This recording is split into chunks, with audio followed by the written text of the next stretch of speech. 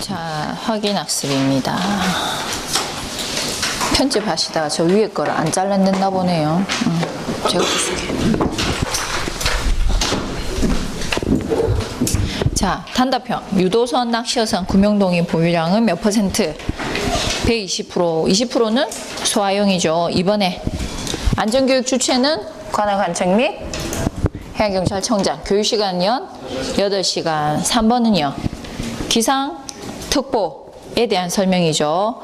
이는 뭐와 뭐로 나뉜다? 주의보, 경보로 나뉜다. 4번은 어디에 대한? 지콤스에 대한 설명입니다. 교통관제할 때 오른쪽 편, 표 하단에 설명이 돼 있었죠. 자, 교통관제 절차 4가지 순서대로 쓰면 관찰 확인하고 정보 제공하고 조언 및 권고하고 그 다음에 지시하는 과정을 거치죠. 그런 직무를 행한다. 교통관제사의 직무죠. 자, 6번에 선박 교통관제 VTS라고도 해도 됩니다. 7번은요. 선박 통합선박 모니터링 시스템, 그래서 CBMS라고 표현을 합니다. 한 8번은 어디에 대한 설명입니까? 초단파 VHF에 대한 설명입니다.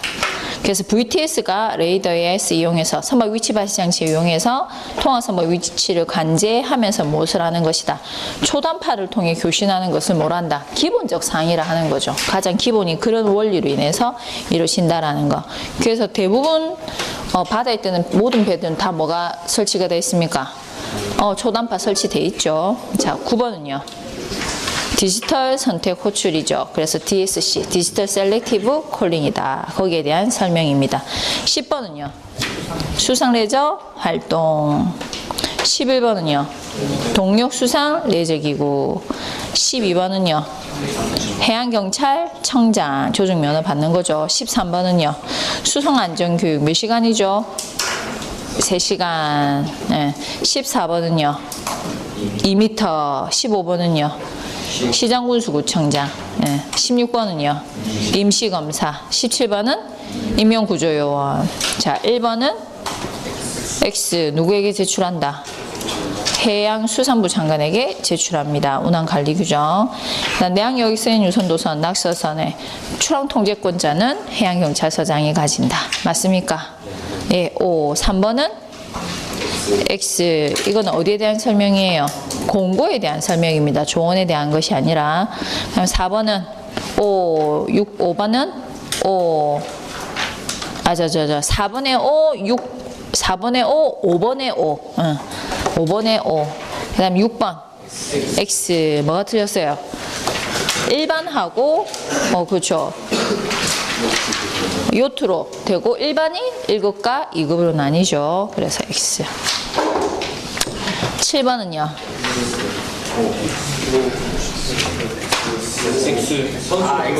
그렇죠. 선수로 등록된 자는 미만인 경우에 취득할 수가 없다. 등록된 자니까 7번은 X죠. 등록된 자는 당연히 됩니다. 8번은요. 9번은 10번은 X. 뭐가 틀렸어요? 경보가 아니라 주의보인 경우죠. 그러면 신고 운항 갑니다. 경보할 때는 운항 신고하고 뭐가 필요하다? 서장의 허용이 필요하다라고 했었습니다. 11번은 X. 그래서 수상레저 안전관리계획 수립권자는 누구다? 시도지사, 해양경찰서장이 수상레저에 대한 안전관리계획 수립합니다. 유도선은 누가 안 됐어요? 시도지사 및 지방해양 경찰청장이 수립을 합니다. 12번은요. 13번은요. 5입니다. 그래서 그러면 근접 운항에서 할 수 있는 래프팅 기구의 수는 2대에서 5대까지 가능하다라고 했었죠. 이렇게 정리하도록 하겠습니다. 자, 오늘은 수사.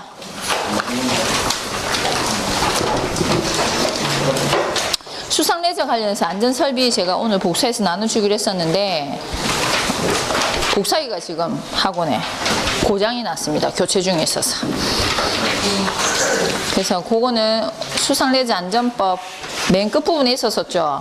안전설비. 예, 그거 회사 보기 책이신 분 대신하시면 되고 나머지 분들은 제가 복사기 고쳐지는 대로 복사해서 갖다 드리도록 할게요. 오늘은 교과서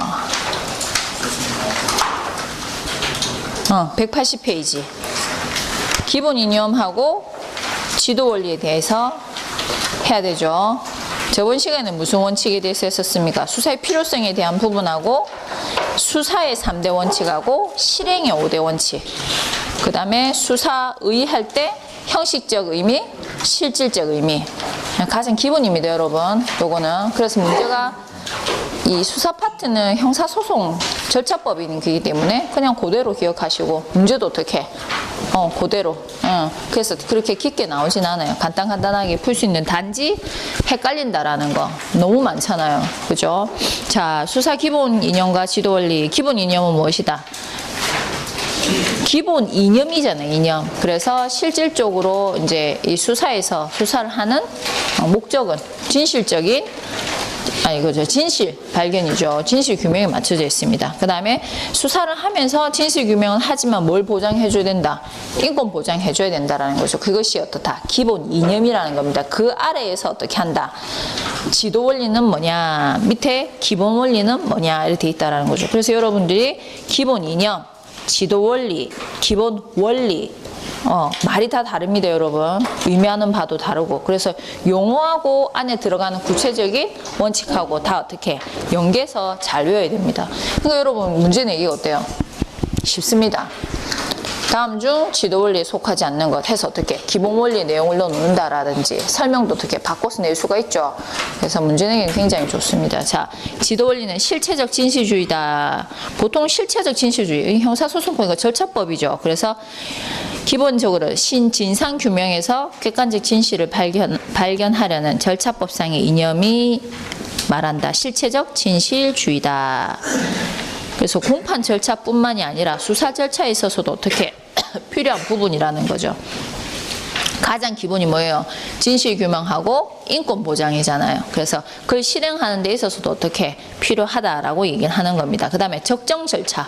우리가 법적 절차에 의해서 해야 되는 것이 절차법의 가장 기본적인 사항입니다. 그래서 법에 내지 않은 일반 원리로 특히 인권 보장이 요구되는 수사 절차에 있어서는 더욱 강조된다. 말 어렵죠, 여러분. 말 없죠. 법 아는 사람들은 이거 읽어보면 이게 무슨 말인가 하고 문제지에 이렇게 문제 풀어도 잘 안 이해집니다.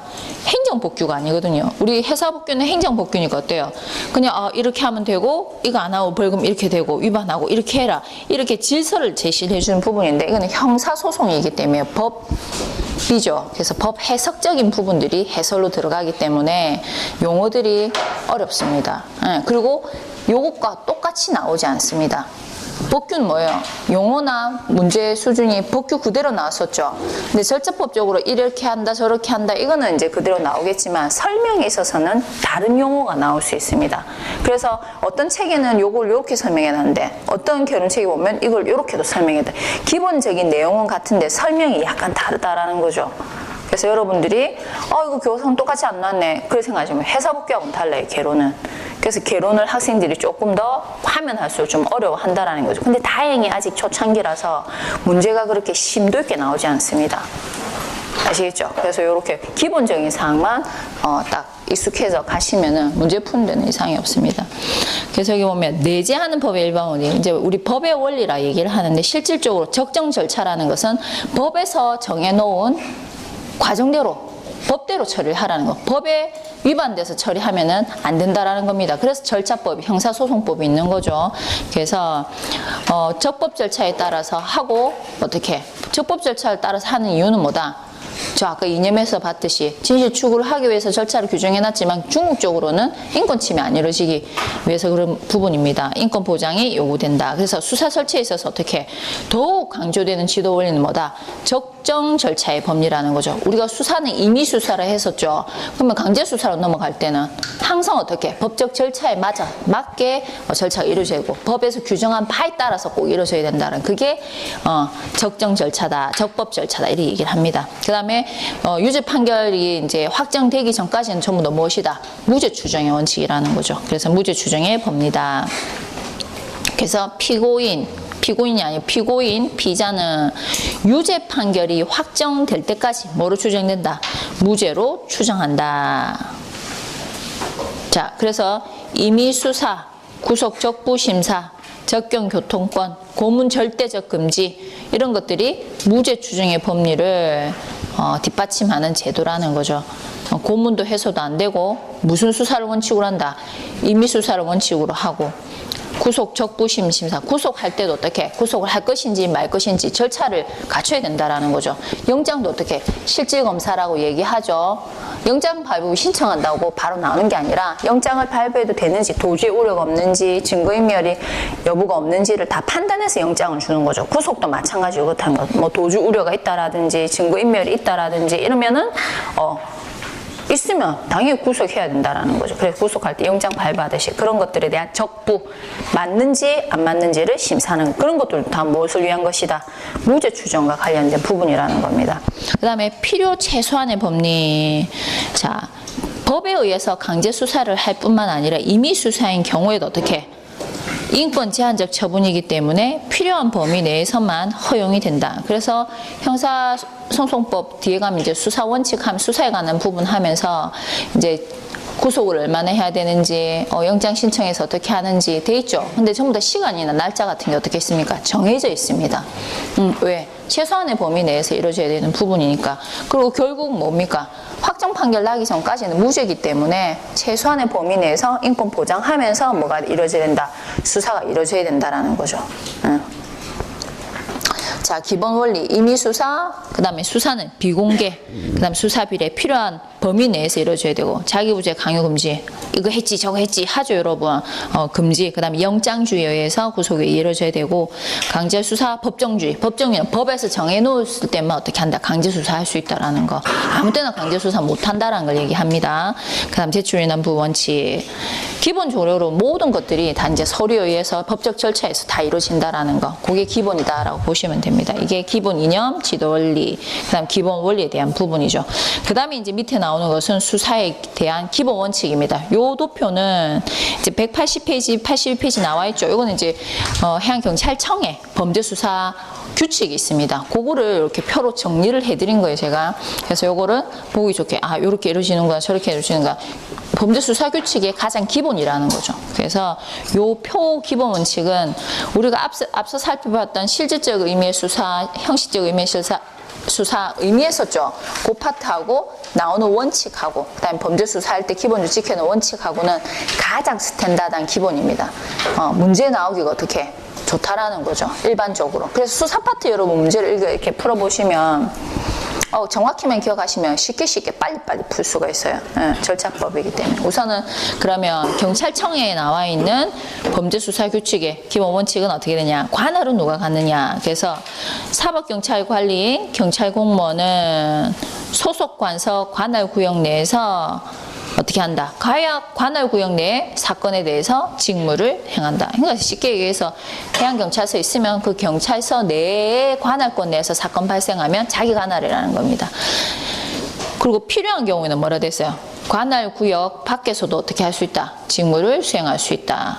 우리 이제 해양경찰 같은 경우 범죄가 이제 해안에서 연안에서 일어났을 때 관할권을 행사할 수 있는 부분인데, 배에서 일어난 경우 배가 이동하면 관할권을 벗어날 수도 있죠. 벗어나 주셔야 되는 거니까.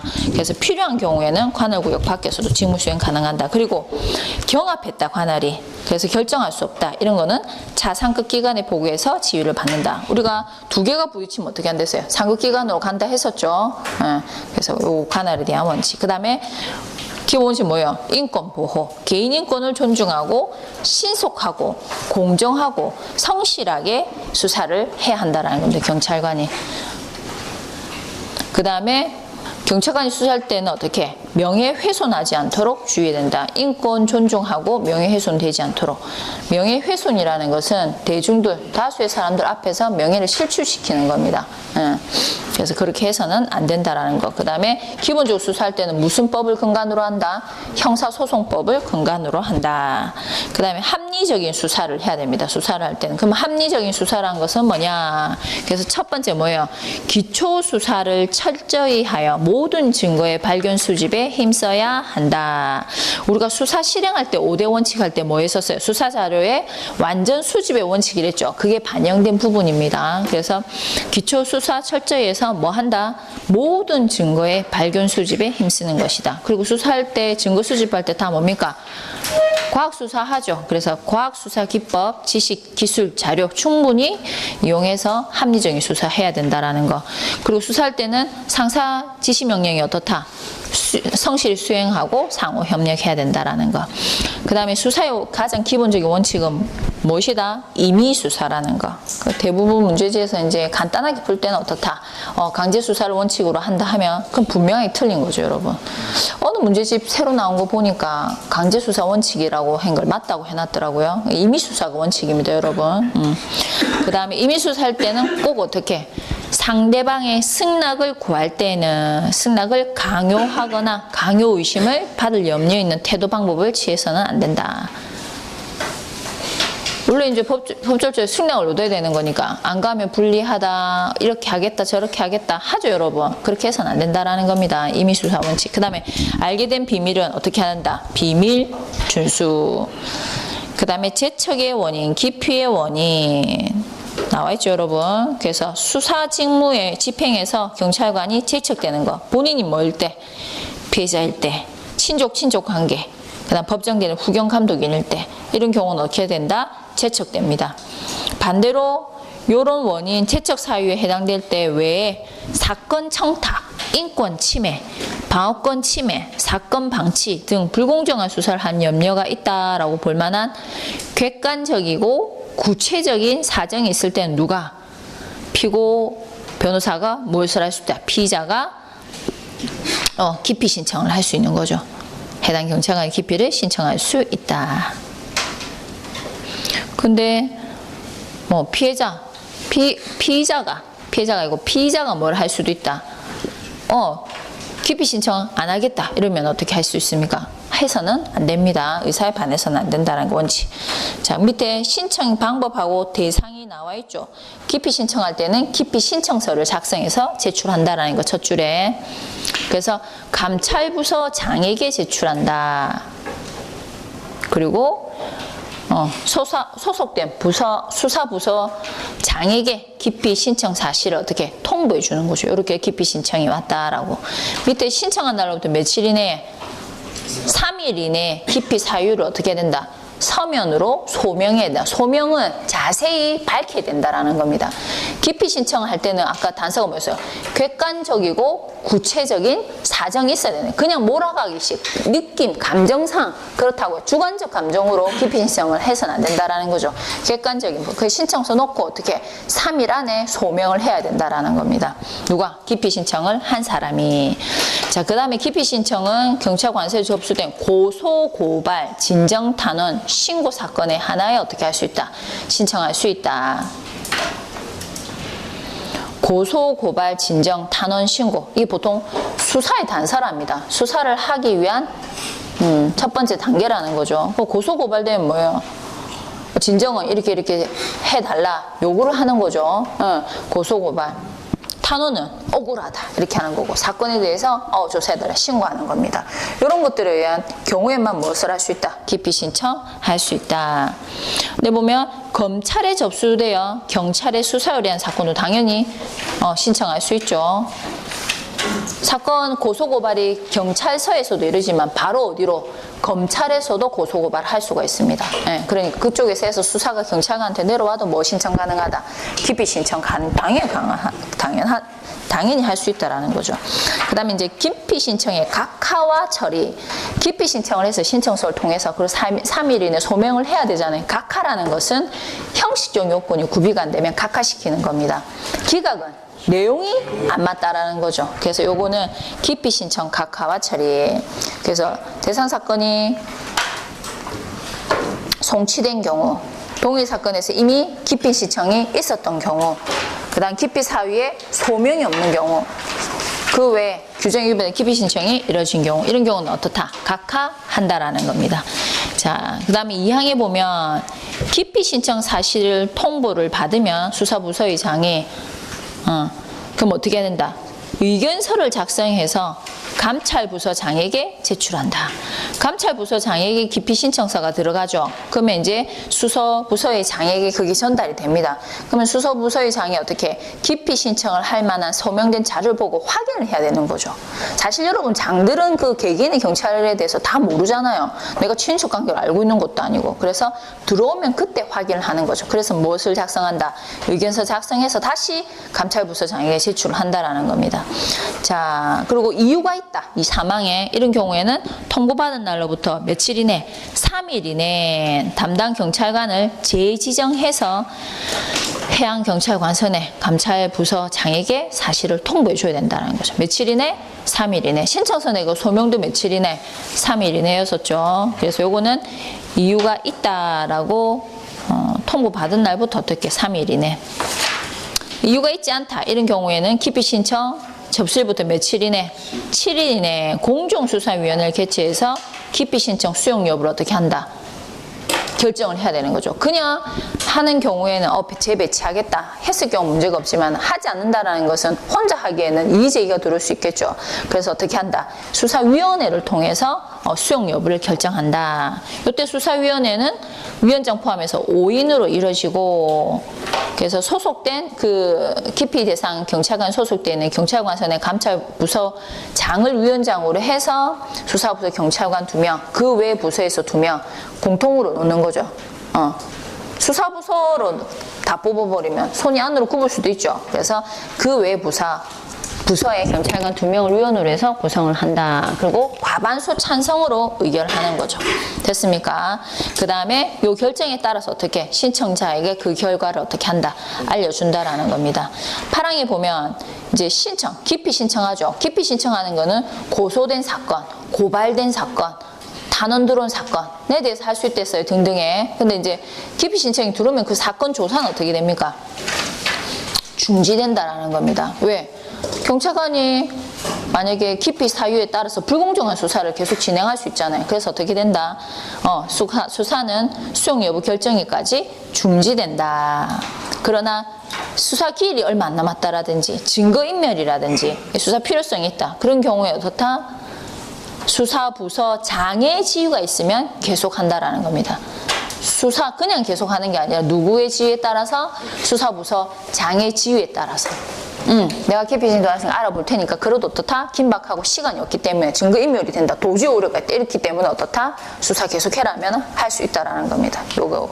그 다음에 회피는 스스로 피하는 거죠. 그래서 사유가 있다. 그러니까 제적 사유, 기피 사유죠. 기피 사유가 발생했을 때는 어떻다? 회피하여야 한다. 그래서 공정성을 잃을 염려가 있다고 사료되면 회피하여야 한다.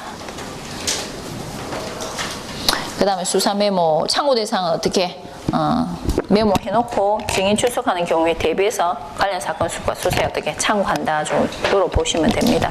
그 다음에 법정 증언, 경찰관도 여러분 증언합니다. 여러분. 그래서 증인 소환 받은 경우에는 어떻다? 관련 자료, 질의 답변 준비한다.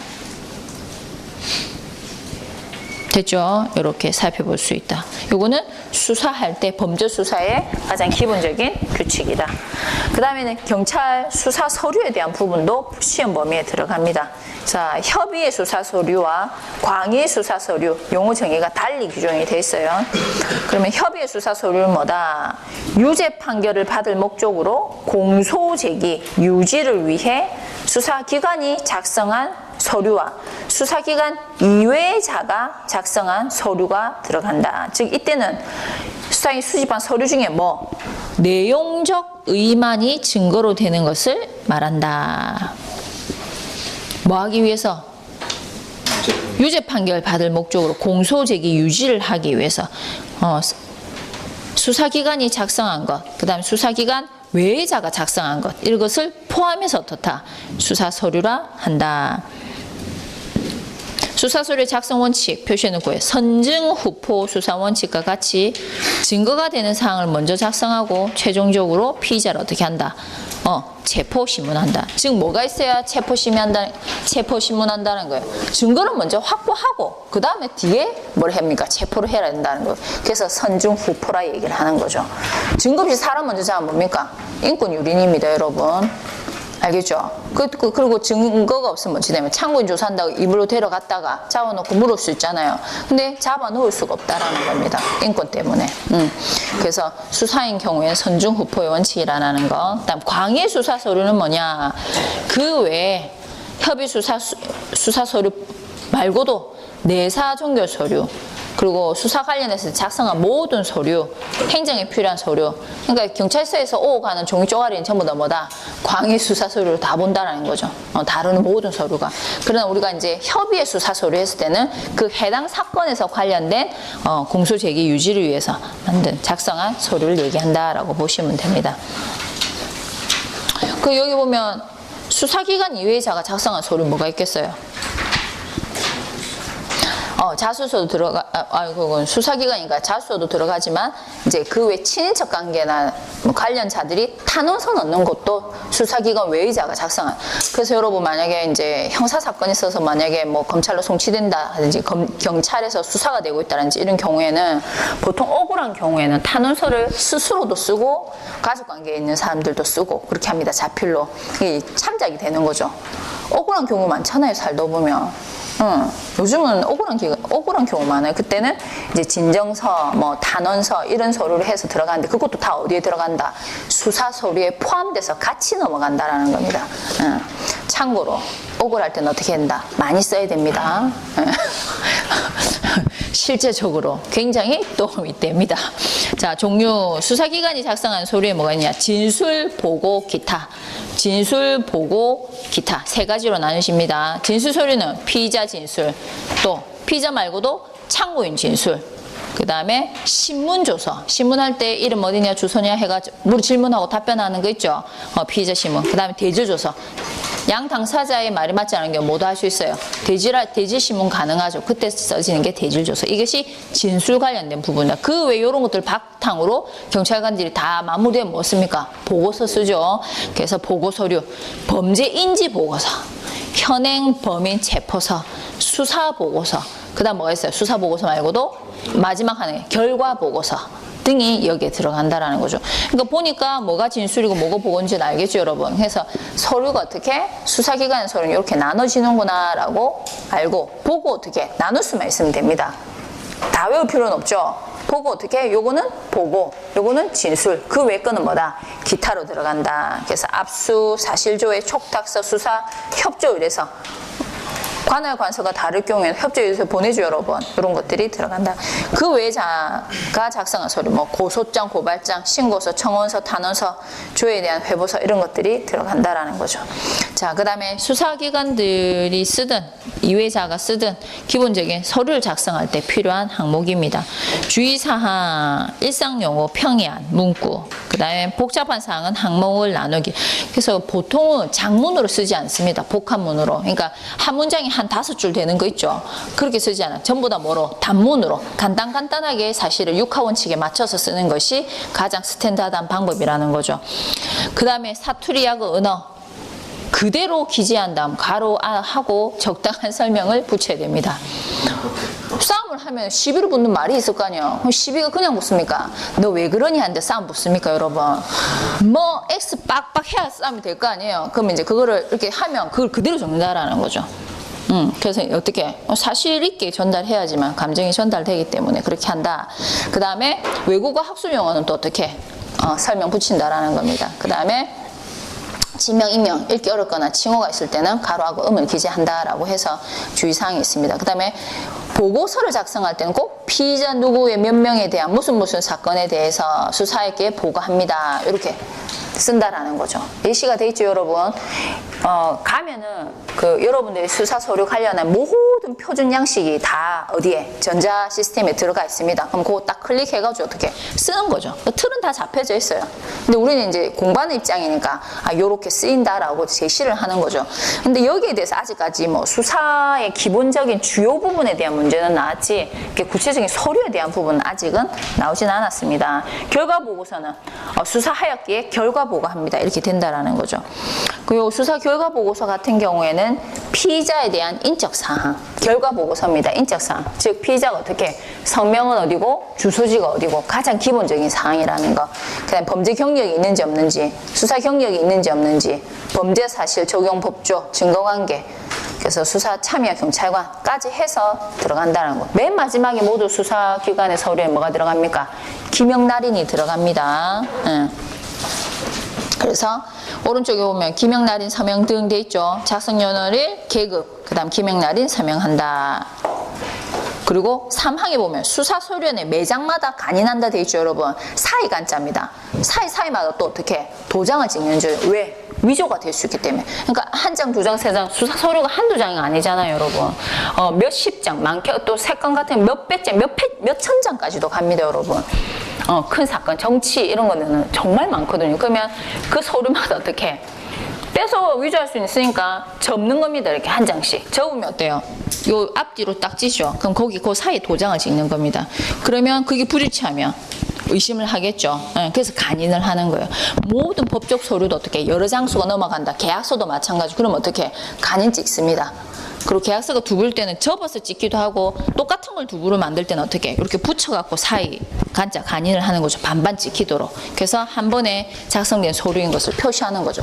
그래서 간인을 표시한다라는 거. 위조 염려가 있기 때문에 그래서 간인한다. 그래서 매장마다.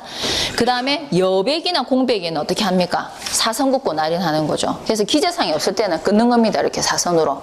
그래서 어떻게 사인해 놓은 거죠. 없다고 공백을 그렇게 표시한다라는 겁니다.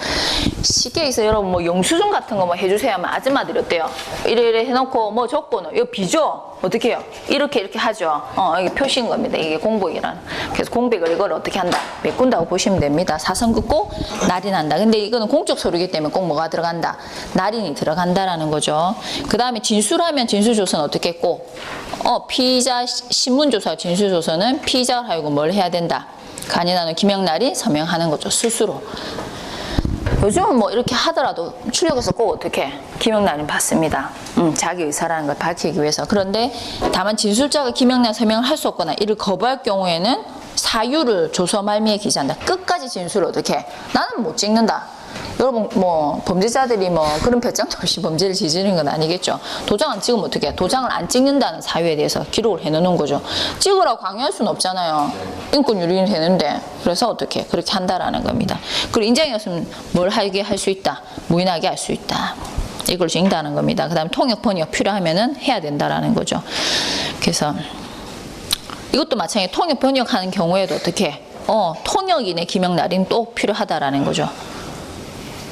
여기는 아라 했는데 통역을 어로 하면 문제가 되죠. 그래서 똑같이 기명날인 받습니다. 그다음에 서류에 대한 대신 어떻게 한 겁니까?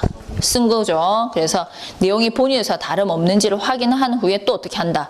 대서 이유를 기재하고 본인과 함께 기명날인 한다라는 거. 그 다음에 문자 삽입하거나 삭제할 때는 뭘 해야 됩니까? 찍습니다. 우리 모든 공적 서류는 여러분 만약 이 사항에 뭐 이렇게 기재를 가나다 했다. 근데 이 사항을 단어를 삭제한다. 끊고 새로 적죠. 그럼 어떻게? 날인합니다. 도장 찍어서. 문자 삽입과 삭제 이렇게 한다라는 거죠. 이건 읽어보시면 합니다. 뒤로 넘어갈게요. 그래서 이제 요즘은 예전에는 다 수기로 했었어요. 수기로만 했지만 요즘은 드라마 영화 같은 거 보면 다 뭐 놓고 치고 있어요. 노트북 놓고 치고 있죠. 어떻게? 정보 시스템이 있기 때문에 다 전산화된다라는 거죠. 그래서 수사 서류 작성이다.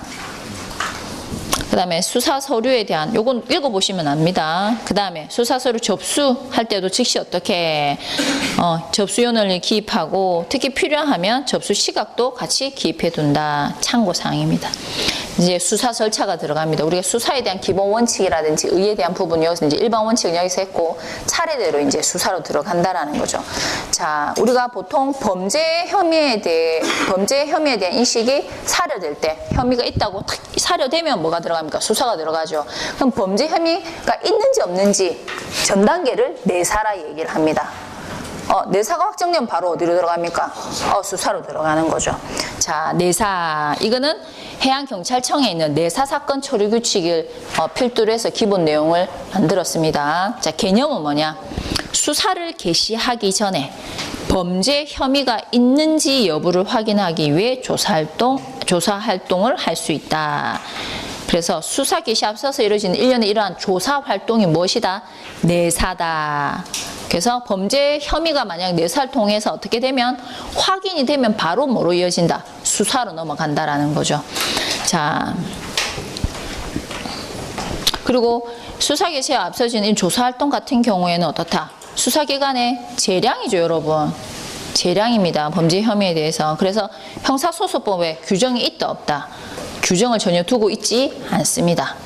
그래서 문장에서 내사에 관한 형사소송법상 내사에 관한 규정을 적용한다 이런 거는 틀린 부분이라는 거죠. 내사에 대한 부분은 없어요.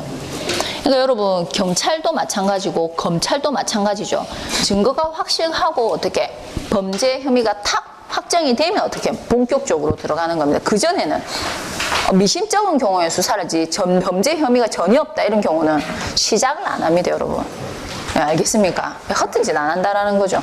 그래서 이런 것들은 어떻게 재량으로 들어간다라는 거. 내사의 기본 표시해 놓고요.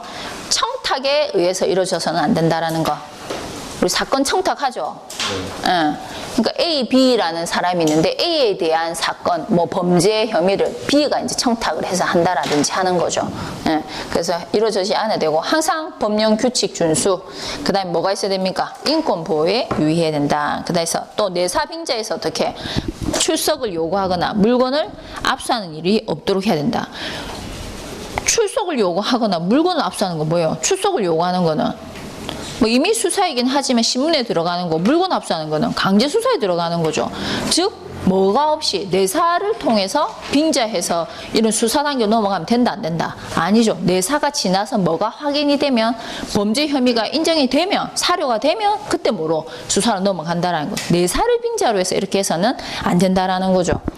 그리고 내사는 어떻게 이루어진다? 신속, 공정, 성실하게. 수사도 신속, 공정, 성실하게 이루어졌었죠. 내사도 똑같이 신속하고 공정, 성실하게 진행이 돼야 된다.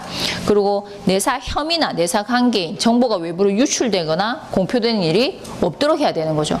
범죄 혐의가 있어서 수사가 대시되는가 하고 범죄 혐의가 불확실한 내사 관계에서 그런 정보가 유출되면 어찌 됩니까? 소문만 이상이 난다라는 거죠. 그래서 비밀 준수해라. 어찌됐지 판정이 안 된 거잖아요. 자, 내사할 때 들어가는 대상 분류 있습니다. 여기 보면 내사는 첩보, 범죄 첩보라 얘기합니다. 수많은 정보 중에 가치가 있는 거 이제 보통 첩보라 얘기하죠. 첩보뿐만 아니라 진정 탄원, 언론 출판물, 인터넷 등의 정보, 신고, 풍문 중에서 풍문, 우리 왜 누가 뭐 했다더라 이러죠. 이 풍문도 들어갑니다. 출처, 사회적 영향을 고려해서 그 진상이 어떻게 확인할 가치가 있는 사안을 대상으로 무엇을 한다? 내사를 한다라는 거죠. 풍문도 들어보면 야 누가 어떻게 했다더라 이렇게 해도 어때요, 여러분? 아 진짜 그랬겠네 이런 것들 있죠. 근데 톡도 없는 소리 있죠. 야 나이키 신발을 신으면 하늘 난다더라. 톡도 없는 거잖아요. 기분이야 하늘 날겠지만 안 그래요. 그러나 실질적으로 그런 건 아니기 때문에 경찰관이나 검사들 같은 경우에는 이제 많아요, 정보통이. 국가정보원 같은 경우에도 어떻게 신문, 언론에 나온 부분이라든지 기사라든지 그리고 사회적인 이런 풍문이라든지 이런 것들도 다 정보로 들어가기 때문에 그 중에서 어떻게 해야 된다? 가치 있는 것만 대상으로 한다라는 거. 그래서 진정, 신고, 첩보, 비신고, 내사. 내사도 네 가지로 이루어집니다. 내사의 종류 요거 기억을 해야 됩니다. 진정 내사. 진정서가 들어오든지 탄원서가 들어오든지 억울하다 투서가 들어온다라든지 접수되어서 여기에 대해서 행해지는 내사. 기분 나쁘다고 진정서 넣는 사람들도 있습니다. 감정적으로. 그러니까 이게 진짜인지 아닌지를 억울함이 있는지 없는지를 확인해야 될 거 아니에요. 그래서 이거를 진정내사라 합니다. 그 다음 신고내사. 이게 뭐예요? 위에 거 진정서, 탄원서, 투서 나오는 거 말고 서면 접수 신고된 거 말고 1이나 이런 걸로 해서 어떻게 신고 들어온 거. 그 다음에 사람이 찾아와서 신고하는 경우 있죠. 신고 들어온 거는 또 어때요? 사실 여부를 확인해야 되겠죠. 그래서 이것을 신고내사라 합니다. 그 다음 첩보내사. 경찰관이 서면으로 작성한 범죄 첩보에 대한 내사를 한다. 정보원들 있죠, 여러분. 수사기관들 같은 경우에는 다 정보원들이 있습니다. 어떤 부분에 있어서든지. 그래서 그러면 정보원이 제시하는 부분이라든지 이런 정보가 들어오면 어떻게? 경찰관이 작성을 하는 거죠. 범죄 첩보에 대해서. 그럼 내사 이루어지고 확정이 되면 뭐로 이루어집니까? 수사로 간다라는 거죠. 우리 잠복근무 오랜 기간 동안 하는 경우 있죠. 그러니까 범죄에 대한 부분을 실사를 내사하는 부분이 첩보를 해가지고 들어가가지고. 그다음 비신고 내사. 이러한 내사를 제외한 나머지 정보나 풍문에 대한 진상 규명하는 거죠. 가치가 있는 사항에 대한 내사가 비신고 내사입니다. 설명을 들으면 다 알죠, 여러분. 용어를 매치시켜서 꼭 같이 기억을 하셔야 됩니다. 지금은 그렇지. 진정, 신고, 비신고, 첩보. 지금은 교과서를 보는 거니까 그렇죠. 근데 문제가 딱 받으면 어찌 돼요? 그렇죠. 명확치 않으면 똑같이 복귀와 마찬가지로 기억이 안 됩니다. 근데 수사 파트 뒤에 정보 파트 가면 헉합니다, 진짜. 많아가지고. 그래서 수사하고 정보 파트는 똑같은 문제를 여러 번 푸셔야 됩니다. 기본 문제집이 제시가 돼 있죠. 그게 가장 기본 핵심이고 스탠다드한 문제라고 보시면 됩니다. 제일 개론에서 말하는 평균적인 문제라는. 그러면서도 기출이 어떻게 계속 그대로 나오는 문제들을 뽑아 놓은 거예요. 그러면 그 유형의 문제를 어떻게 계속 푸셔야 돼요. 복귀하고 좀 공부하는 방법이 달라요. 형사소송법 개론 파트, 우리 강론하죠. 이 해양경찰학 개론 부분은 문제를 어떻게 똑같은 문제를 계속 풀어야 됩니다. 그러면서 어떻게 내용이 익혀지는 거죠. 복귀는 안 그래요. 복귀는 법 조문을 계속 봐야 돼요. 똑같이 나오기 때문에. 그래서 법 조문 자체를 익숙하게 만들어야 되고, 개론 파트는 짧은 기간에도 쳐낼 수 있어요. 뭐로 배울 수 있기 때문에 문제로 훈련을 시키는 거죠. 그래서 일반 경찰하는 학생들도 이거 개론은 맨 뒤에 합니다. 벼락치기가 된다는 거죠. 근데 좋은 점수는 못 받아요. 벼락치기가 다 모든 사람한테 효과 있는 건 아니기 때문에. 그래서 내용을 공부를 하고 문제를 풀죠. 그 문제를 어떻게 적어도 3번 이상은 풀어야 돼요. 그리고 그 내용을 확실히 보고 어떻게 가려낼 정도로 내가 확실히 알고 있으면 통과된 거죠. 그 내용은. 이해하시겠습니까? 그래서 문제를 어떻게 통짜배기를 외우는 거죠. 3번 풀면 외워집니다, 여러분. 특히 시험 직전에는. 자, 밑에 이제 내사 착수. 이렇게 이제 신고나 이런 게 들어오면 이제 착수에 들어가죠. 근데 이제 이 여러 가지 뭐 진정 탄원, 뭐 인터넷 정보, 풍문 이런 걸 통해서 이제 내사에 들어가지만 내사 착수되기 이전에 어떻게 신중하게 결정을 해야 된다라는 겁니다. 그래서 익명, 뭐 존재하지 않는 사람, 뭐 진정 탄원 투소로 내용상 수사로서의 가치가 없다 인정될 때는 내사하지 어떻게 한다. 내사하지 아니할 수도 있다라는 겁니다. 자, 내사 사건 이첩. 뭐 편의나 범죄 특성을 고려해서 이쪽에서 내사하는 게 적당하지 않다. 그럼 어떻게? 신속하게 사건 처리할 수 있는 다른 관서나 해당 기관으로 이첩하는 겁니다. 내사도 어떻게 할 수 있다? 이첩시킵니다. 그런데 만약 이런 경우가 아니라면은 내사 사건을 무책임하게 뭐 방치한다라든지 뭐 이첩을 하는데도 이유가 있을 거예요. 저쪽 간섭은. 근데 사건을 어떻게 하기 싫어서 넘긴다라든지 아니면은 내사 사건 어떻게 내사 착수 안 하고 가만히 놔둔다든지 이렇게 해서는 된다 안 된다 안 된다라는 거죠. 자, 이제 착수합니다. 진정 내사 같은 경우에는 당연히 수사부서장 지휘받아서 내사에 착수합니다. 왜? 진정 내사 서면으로 접수가 된 거죠. 신고가 됐기 때문에 그걸 기반으로 해서 지휘받아 내사 착수. 신고 같은 경우에도 접수 즉시 신속히 내사에 착수한다. 첩보 내사. 첩보 사본을 첨부하고 대상, 내용, 이유 기재한 뭡니까? 내사 착수 보고서를 작성해서 수사부서장에게 보고하고 지휘받아서 내사에 착수한다. 그래서 내사 착수 보고서 작성해서 자기 관할 수사부서장에게 보고하고 그 지휘에 따라서 뭘 한다? 뭐 한다고요? 첩보 내사에 착수한다라는 거죠. 첩보입니다. 그다음 비신고. 그 외에 비신고, 풍문 이런 것들 있죠. 그 같은 경우에도 내사 착수 보고서에 의해서 장 보고하고 지휘받아 합니다. 신고나 진정 내사 같은 경우 뭐예요? 다른 사람들이 어떤 이유에서 서면으로 한다라든지 찾아와서 신고하거나 이렇게 하죠. 그렇기 때문에 근거가 있다라는 겁니다. 그러나 첩보 내사나 비신고 내사 같은 경우에는 첩보는 무조건 이제 정보원에 의한 부분이니까 수사 착수 보고서를 쓰는 거고 비신고 같은 경우 풍문이나 이런 것들도 들어가잖아요. 그래서 확인되지 않은 부분이니까 꼭 무엇을 받는다?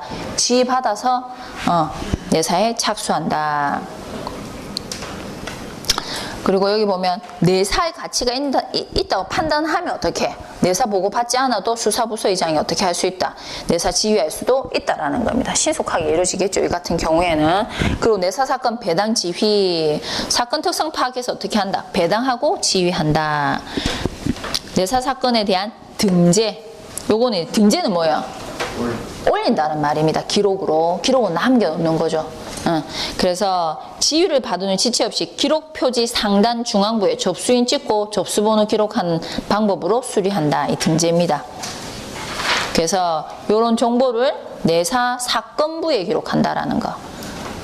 내사가 이루어지면 그냥 내사하고 다 끝나는 게 아니라 어떻게 한다? 등재 딱 하고 다 남겨놓는 거죠. 자료를. 그 다음에 마지막에 어디에? 내사사건 기록부에 기록한다. 이런 것들도 다 뭐로 이루어진다? 형사사법정보시스템으로 전자적으로 다 이루어진다는. 예전에는 인지 있고 뭐 했었어요. 근데 요즘은 그 사람 이제 내사건에서 이제 기록부를 딱 클릭하면 자동으로 번호가 매겨지는 거죠. 공무서니까. 요즘엔 다 자동이미 들어본. 그 다음에 뭐 착착착착 올라가죠. 보고가. 그럼 자동으로 다 되네. 클릭 한번 하면 올라가는 거죠. 상급에. 그렇게 이루어진다 보시면 됩니다. 내사 진행 방식은 뭘 원칙으로 한다? 수사는 뭐가 원칙이었어요? 임의수사. 내사도 임의성을 가집니다. 임의적인 방법으로 함을 원칙으로 한다. 내사 기간이 3개월을 초과하는 경우 상황보고서 작성해서 장에게 보고한다. 아까 내사 지휘할 때 누구? 수사부서의 장에게 보고하고 지휘에 따른 데 했었죠. 그래서 지휘권이 있는 자가 명시적인 이유를 근거로 구체적으로 지휘를 해야 되고 압수수색 검증의 관항이나 종결 의견, 사건 이첩에 대한 것은 꼭 무엇으로 해야 된다? 서면으로 행해야 된다라는 거. 자, 그 다음에 이 내사 진행할 때 특별관리, 가로 안에 뭐라 되어 있어요? 대물적 강제조치. 아까 뭐 있었어요? 압수수색이 여기에 들어간다고 보시면 됩니다. 예를 들자면 그 다음에 압수수색 검증, 통신제한 조치, 법원에 통제받는 이러한 대물적 강제조치 실시할 때는 꼭 어디에 따라야 된다? 법적 절차에 된다. 아까 우리 기본 원리할 때 뭐였어요? 적정 절차의 법리라고 했었죠. 그래서 꼭 이런 거 할 때는 적법 절차에 따른다. 남용되지 않도록 유예된다. 남용되지 않는다라는 것은 최소한의 범위에서 인권 보호하면서 어떻게 적법 절차에 의해서 행해져야 된다는 겁니다. 법에서 규정하는 범위를 넘어서서는 안 된다는 거죠. 그걸 남용이라 합니다. 우리 권한 남용이라는 표현 많이 쓰죠. 그래서 꼭 어떻게 최소한의 범위 내에서 인권 보호 그런 규칙 지키면서 행해야 된다라는 거죠. 이거 강제조치가 이루어진 경우에도 어떻게 강제조치 종류, 일련 번호 해서 현황 확인할 수 있도록 항상 기록은 어떻다? 남겨놓는 거죠. 자, 인수인계 같은 경우에는 담당자가 어떻게 변경되면 인수인계 한다라는 부분입니다. 이제 이러한 내사를 거쳐서 이제 수사 절차로 전환된다라는 것은 내사 결과 뭐가 범죄 혐의가 있는 거죠. 있어서 전환되는 부분입니다. 이때는 내사 종결하고 범죄 인지서를 작성해서 수사를 개시한다. 당연히 경찰관사장에게 보고가 들어가는 거죠. 자, 내사 종결. 내사 종결은 어떻게? 혐의 없다. 죄가 안 된다. 공소권이 없다. 즉 수사할 필요가 있다 없다? 없습니다. 그것은 내사를 종결시키는 거예요. 범죄 혐의가 없는 거죠. 그러니까 범죄로서 성립될 여지가 없는 거기 때문에 종결시키는 것이다. 내사 중지는 내사하다가 어떻게? 그만두는 거죠. 그래서 소재 불명으로 사유 해소 시까지 내사를 계속할 수 없는 경우에 내사 중지합니다. 우리 뭐 중지했어요? 기소 중지라는 표현도 있었었죠. 즉 기소해야 되는 사람이 어떻게 행방불명 됐을 때 대표적으로 그때는 어떻다? 중지된다. 나타나면 어찌 됩니까? 케이스 다시 시작되는 거죠. 이것도 내사 중지도 어떻게? 소재불명 사유가 해소될 때까지는 어떻게? 중지된다. 내사 병합은 동일 유사 사건, 내사 사건이나 경합범으로 다른 사건과 병합 처리할 필요가 있을 때는 이제 내사 병합. A, B를 따로 내사를 진행했는데 알고 봤더니 하나의 사건으로 몰리는 겁니다. 그럼 어떻게? 병합하는 거죠. 자, 그 다음에 내사 이첩. 아까 내사 이첩 했었죠. 그래서 편의상 혹은 범죄 특성상 이런 것들을 고려해서 어떻게 다른 기관으로 이첩시켜주는 것을 얘기한다. 자, 그 다음에 진정내사 사건의 진정내사는 뭐예요? 진원, 탄원 이런 걸로 인해서 신고된 사건을 내사하는 그게 진정내사를 했었죠. 진정내사 같은 경우에는 아래의 경우 공람으로 종결할 수가 있습니다. 왜? 내가 진정서를 넣었으니까 내가 진정서 넣은 사건에 대해서 어떻게 진행했는지 알아야 되잖아요. 그래서 어떻게 공람으로 하는 겁니다. 그럼 제가 인터넷으로 요즘은 제가 만약에 진정서 넣었다. 그럼 이제 보통은 제가 고소장을 넣잖아요. 그럼 내 사건 해가지고 다 기록이 남습니다. 어떻게 진행되고 하는지 조회가 되는 거죠. 마찬가지로 이것도 어떻게 내가 진정서 넣은 거에 대해서 알 수 있도록 공람시켜 주는 거죠. 그래서 3회 이상 반복 진정하여 2회 이상 처리 결과를 통지한 것과 같은 내용인 경우 무기명 또는 가명, 이제 내가 만약에 진정서를 넣었는데 그게 없는 거죠. 자기 신분을 안 드러낸 겁니다. 그럼 어떻게 확인해주고 연락해줍니까? 그죠? 그런 경우는 공람하는 거죠. 3번에 2번 한 경우도 마찬가지고. 그 다음에 단순 풍문, 인신공격적인 내용에 의한 경우도 어때요? 공람으로 하는 부분이죠. 그 다음에 완결된 사건이다. 재판 불복이다. 민사소송, 행정소송하는 사항이다. 이런 경우에는 어떻다? 우리가 수사는 뭐에 대한 부분입니까, 여러분? 형법 위반에 대한 부분이죠. 그러니까 민사 관련된 거는 여기 해당 사항이 없다라는 겁니다. 그래서 어떻게 한다? 공람으로 종결시킨다라는 거죠. 자, 이렇게 보도록 하겠습니다. 수사 단서는 10분 쉬고 하도록 하겠습니다.